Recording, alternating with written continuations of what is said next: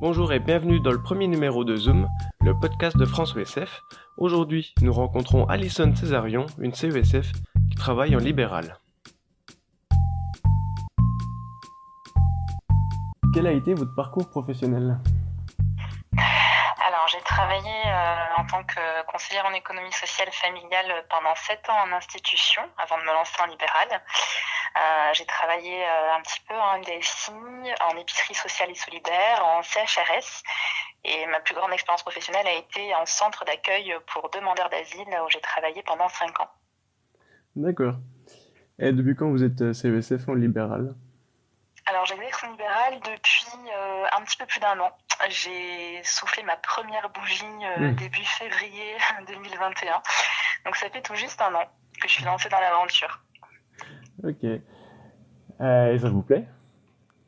Oui, ça me plaît beaucoup et le bilan de la première année est plutôt encourageant et positif. Donc, je poursuis Ça vous toute cette conforte phase dans de... cette idée-là.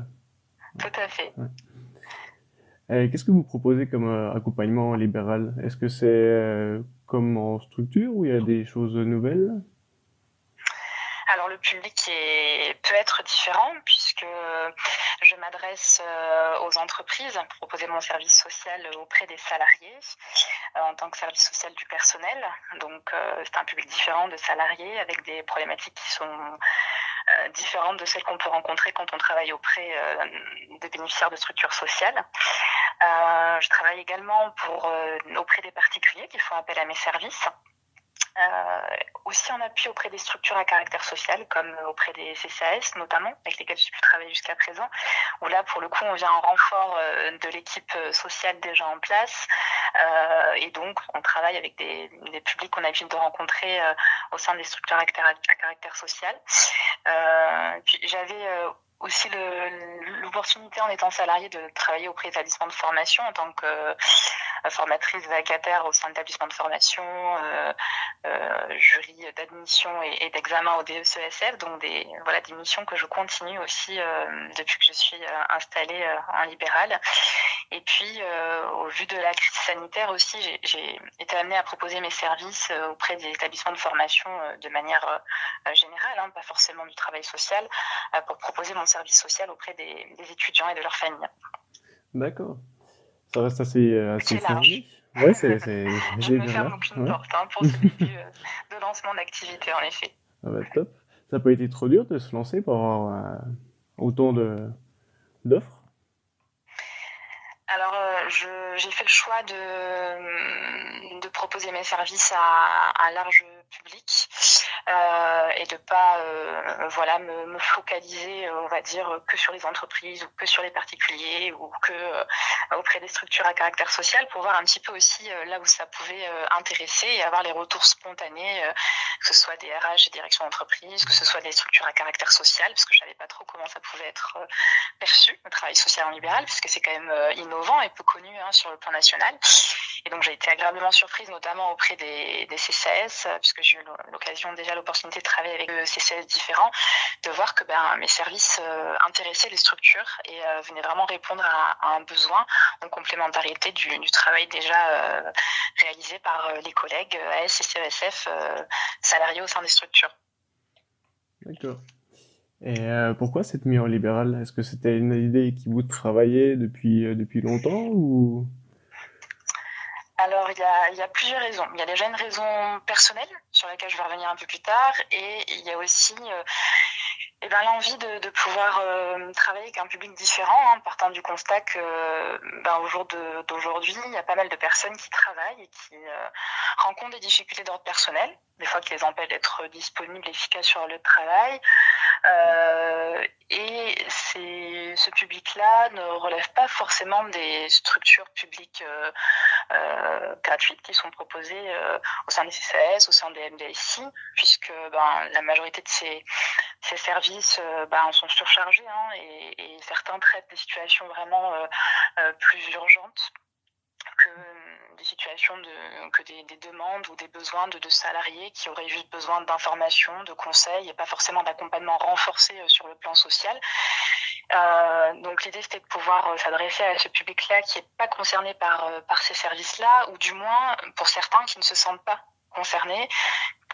Parce que par choix, ils n'iront pas frapper à la porte des services sociaux, ils n'ont pas envie d'être identifiés dans une institution ou se sentiront pas concernés. Et pour autant, ils peuvent avoir un réel besoin, eux aussi, à un moment donné de leur vie, d'être confrontés à un aléa ou d'avoir besoin, sur une question liée à la vie quotidienne, d'être accompagnés.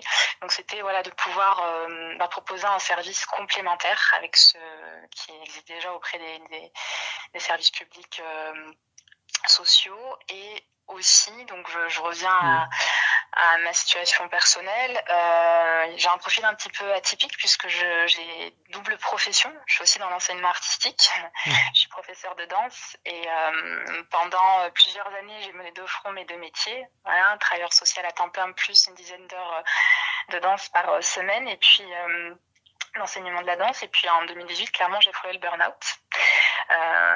Donc voilà, j'ai fait le choix à ce moment-là de ma vie de démissionner de mon travail à temps plein en tant que travailleur social et des opportunités se sont offertes à moi dans le domaine artistique que j'ai saisi. Et puis quand je suis revenue sur Bordeaux un an après, j'ai réfléchi à comment pouvoir réallier ces 2 métiers qui sont complémentaires mais en trouvant un équilibre. Et donc voilà, j'ai appris qu'on pouvait exercer en libéral et donc à partir de là, j'ai commencé à réfléchir autour de ce projet pour pouvoir être un peu plus libre aussi dans mon emploi du temps. Et alors ça me prend beaucoup de temps en ce moment, mais aussi vu du contexte lié à la crise sanitaire, il se trouve que je suis à l'arrêt dans l'enseignement artistique, donc quelque part j'ai un petit peu plus de temps pour me consacrer à fond au développement de l'activité en libéral. Et puis après je ferai peut-être des choix dans le futur, mais pour le moment je suis toujours avec cette double profession qui me convient. D'accord. J'allais justement poser la question de savoir ce qui diffère vraiment entre la pratique en structure et en libéral. Du coup, j'imagine quand même ce choix de l'emploi du temps, c'est quand même un avantage notable, non? Oui, alors oui, comme tout chef d'entreprise, c'est vrai qu'on a la possibilité, on a une liberté dans notre emploi du temps, donc on peut, on a cet avantage-là de pouvoir peut-être plus facilement concilier vie privée et vie professionnelle, en tout cas d'avoir la liberté de nos choix par rapport à une organisation de travail. Et puis vraiment, je le répète, c'est des situations que l'on rencontre. On ne rencontre évidemment pas les mêmes demandes et les mêmes problématiques lorsqu'on travaille avec un public de salariés ou de salariés ou même de chefs d'entreprise, puisque j'ai pu accompagner également des PDG ou des chefs d'entreprise qui avaient aussi besoin d'accompagnement sur des sujets spécifiques, qu'avec un public bénéficiaire des minima sociaux qui est dans une grande précarité et vulnérabilité. C'est d'autres problématiques qui sont différentes. D'accord. Si il y a quelqu'un qui veut devenir CESF en libéral et qui vous demande conseil, qu'est-ce que vous pourriez lui donner? Alors, je lui proposerai d'écouter mon podcast que j'ai réalisé justement pour les travailleurs sociaux qui se questionnent sur le libéral et aussi les étudiants en travail social Oui, on peut faire de la pub pour le site internet qui est très beau. Comment? On peut faire de la pub pour votre site internet qui est très beau. Ah oui, merci. Et oui, en fait, j'ai été sollicitée par pas mal de demandes justement au sujet du travail social en libéral. Et puis à un moment donné, je me suis dit je suis bien sympa et c'est le don de soi, c'est important aussi. Donc, mais ça a commencé à être un petit peu trop fréquent. Donc je me suis dit pourquoi pas faire un podcast comme ça. La prochaine fois que j'ai une demande, je transmets à la personne. Et puis si elle a des questions complémentaires, je pourrais y répondre. Donc du coup, d'où l'initiative d'avoir fait ce podcast qui répond au top 12 questions que j'ai eues le plus fréquemment sur le travail social en libéral. Donc voilà, dans un premier temps, je dirais allez écouter mon podcast. Si vous avez d'autres questions, n'hésitez pas à revenir vers moi. Et puis sinon, pour vous répondre sans vous proposer qu'on écoute ensemble le podcast, je dirais que avant de se lancer en libéral, il faut avoir un minimum d'expérience quand même sur le terrain. C'est ce que je réponds principalement aux étudiants en travail social qui me questionnent sur comment on peut faire, puisque en ayant travaillé pendant 7 ans en institution, j'ai quand même tissé, donc moi je suis en région bordelaise, tissé un réseau de partenaires et avec lequel on continue à travailler en étant en libéral. Et puis quand on est en libéral, on travaille tout seul, donc on n'a pas de collègues, en tout cas on n'a pas de collègues dans un bureau proche, ou on n'a pas de chef de service sur lequel s'appuyer quand on rencontre une situation pour être épaulé ou pour comprendre, on est vraiment livré à nous-mêmes, on est autonome et puis on doit être aussi opérationnel pour les clients, pour répondre à la demande des clients et pouvoir travailler. Donc s'il n'y a pas cette expérience de terrain minimum, c'est vrai que c'est pas possible d'envisager ce projet en libéral. Après, on n'est pas complètement isolé. Nous, sur la région bordelaise, nous sommes 6 AS et CESF confondus qui exercent en libéral. Donc, et puis aussi avec les anciennes collègues travailleurs sociaux qui sont toujours salariés, on échange et puis on s'entraide les unes les autres si on rencontre des situations pour lesquelles on peut avoir besoin de questionnement. Ouais, c'est ce que j'avais posé comme question. Est-ce que vous voyez, est-ce que vous faites des réunions de personnes en libéral ou il y a des groupes d'échange? On a eu fait, puis le Covid nous a un petit peu ralenti, mais oui, on avait fait des petits déjeuners qui avaient juste pour objectif de se rencontrer, pas forcément parler de travail, mais déjà dans un premier temps de se rencontrer et puis d'échanger autour d'un petit repas convivial.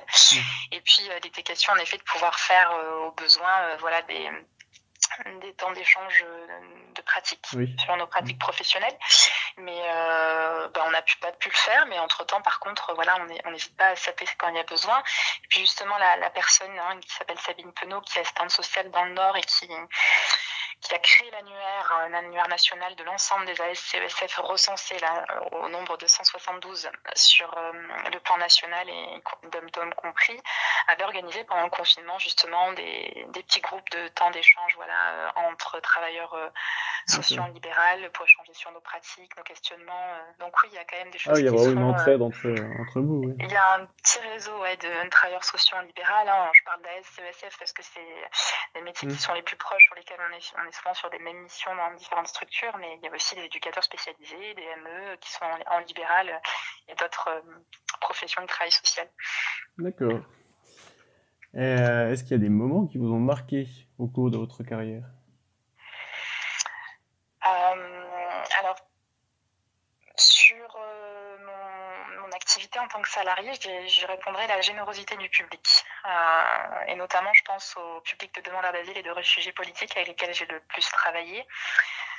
Qui sont toujours montrés extrêmement reconnaissants par rapport au travail qu'on fournit au quotidien pour eux, et qui sont toujours très généreux à apporter un petit plat culturel cuisiné par eux-mêmes quand on a fini le travail ou le matin quand on arrive au bureau. Cette générosité-là du public et cette reconnaissance, j'ai eu la chance de la connaître dans le cadre de mes missions-là, et c'était vraiment très appréciable. Et alors sur mon activité en libéral, qui est du Coton de Nouvelles, je dirais que ce qui est agréable, c'est de voir, de réaliser l'intérêt, d'être agréablement surprise, on va dire, par les retours des structures à caractère social par rapport aux missions que je propose en libéral. C'est vrai que je savais pas trop un petit peu comment appréhender les réactions.